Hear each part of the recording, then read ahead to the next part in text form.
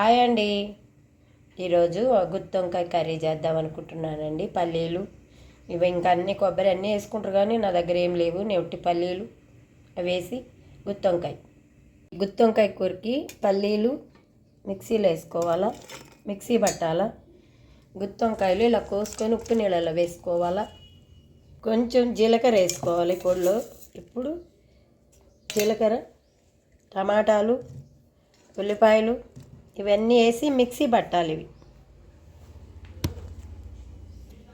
ఈ మసాలా టమాటా పల్లీలు అన్నీ కలుపుకోవాలి. మిక్సీ పట్టుకొని కొంచెం చింతపండు కూడా వేసుకోవాలి, కొంచెం ధనియాల పొడి వేసుకోవాలి,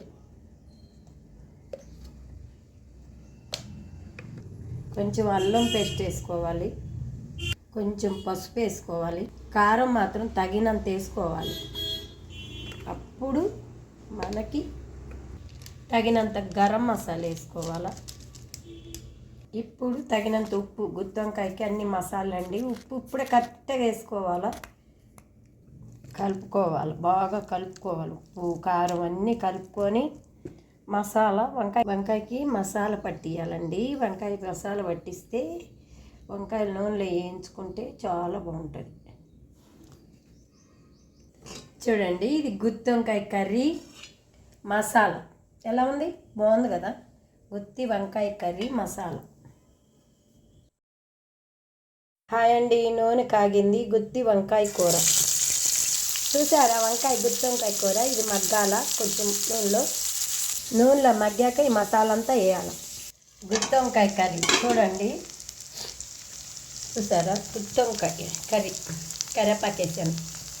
కొంచెం మగ్గనిచ్చి మసాలా వేయాలి. చిన్న వంకాయలు తొందరగా వాడిపోతాయి.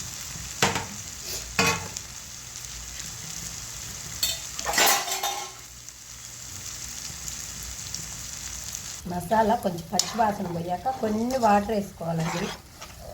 గుత్తి వంకాయకి సూపర్. ఆహా ఏమి రుచి, రోజు తిన్నా మరి. ఆహా ఏమి రుచి, రోజు తిన్నా మరి. మోజే తీరనిది. కాసన్ని నీళ్లు పోసుకోవాలి. వంకాయ ఉడికిపోతుంది ఉట్టిగానే. వంకాయ కర్రీ వంకాయ గెంటేసి కలిపితే పాడైపోతుంది, కాబట్టి మనం ఇలా కలుపుకోవాలి. కొంచెం కొత్తిమీర వేయాల.